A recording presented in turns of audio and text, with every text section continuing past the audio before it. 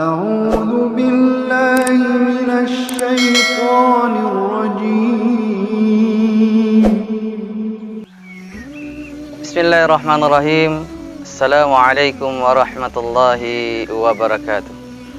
الحمد لله رب العالمين، والصلاة والسلام على أشرف الأنبياء والمرسلين سيدنا محمد وعلى آله وأصحابه أجمعين, amma ba'd.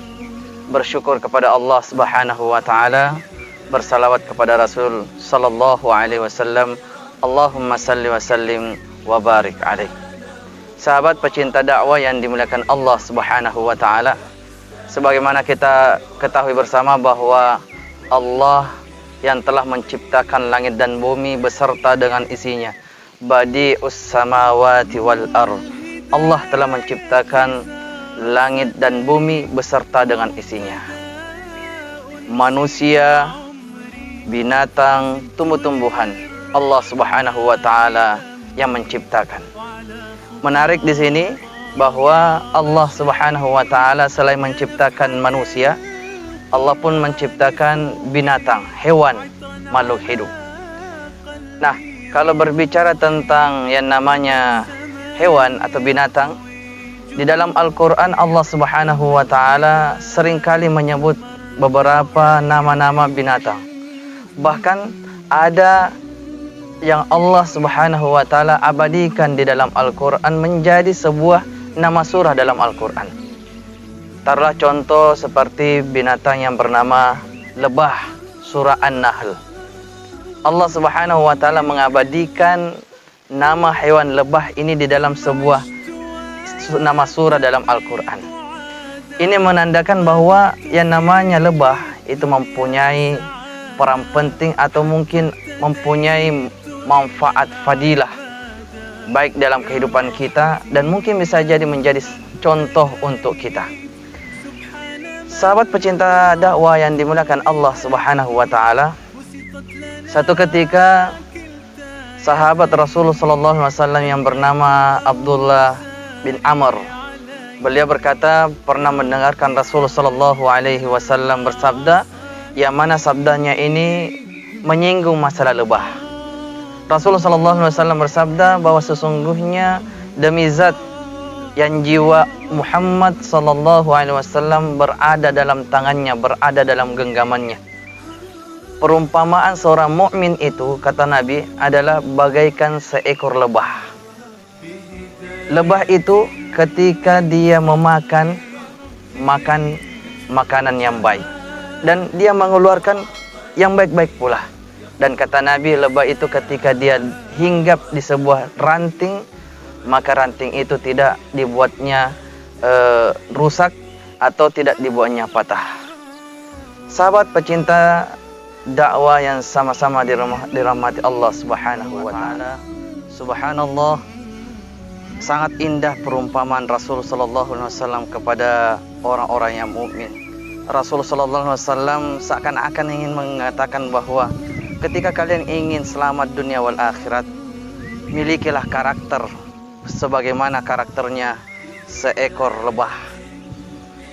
Sahabat pecinta dakwah yang dimuliakan Allah Subhanahu wa taala, Rasul sallallahu alaihi wasallam menggambarkan, mengumpamakan kita bagaikan lebah. Bagaimana tidak?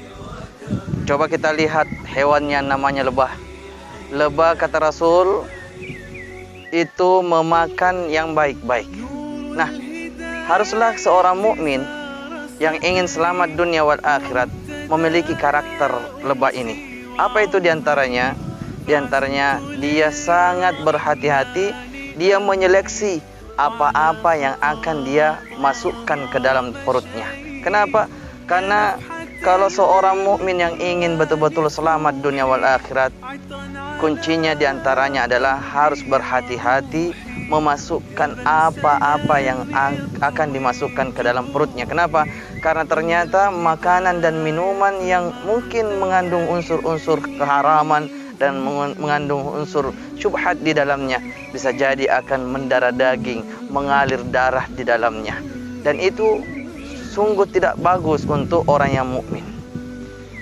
Yang kedua, kata Rasulullah sallallahu alaihi wasallam, karakter seekor lebah yang baik dia mengeluarkan yang baik-baik pula. Nah, seorang mukmin yang baik dan taat kepada Allah Subhanahu wa taala, apalagi ingin bahagia dunia wal akhirat, harusnya dia mengeluarkan sesuatu hal yang baik. Artinya apa? Seorang mukmin harus bermanfaat dalam dirinya maupun kepada orang lain.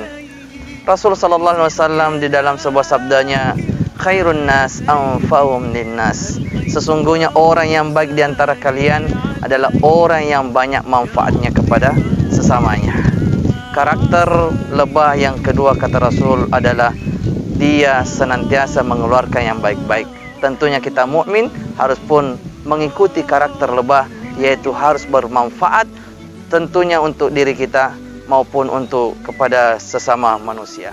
Sahabat pecinta dakwah yang dimuliakan Allah Subhanahu wa taala, karakter dari seekor lebah ini yang ketiga yang patut kita contoh, kita ikuti adalah kata Rasul sallallahu alaihi wasallam, lebah itu ketika dia hinggap di sebuah ranting, dia tidak mematahkannya atau dia tidak merusaknya.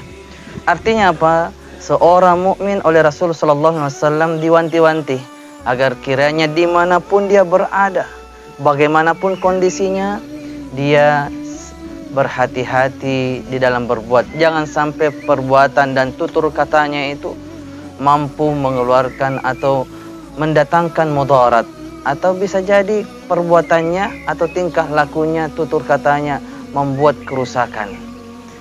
Kalau kita ingin selamat dunia wal akhirat, tentunya 3 karakter yang dimiliki oleh seekor lebah ini tentunya kita harus pun juga memiliki. Sebagaimana Rasul sallallahu alaihi wasallam sudah mengumpamakan kita seorang mukmin dengan lebah. Semoga Allah Subhanahu wa taala tuntun kita, berikan petunjuknya kepada kita sehingga 3 karakter lebah ini kita mampu mengikuti. Yang pertama, memakan dan meminum hal-hal yang baik, yang halal. Yang kedua, bisa mengeluarkan dan bisa bermanfaat kepada sesama manusia.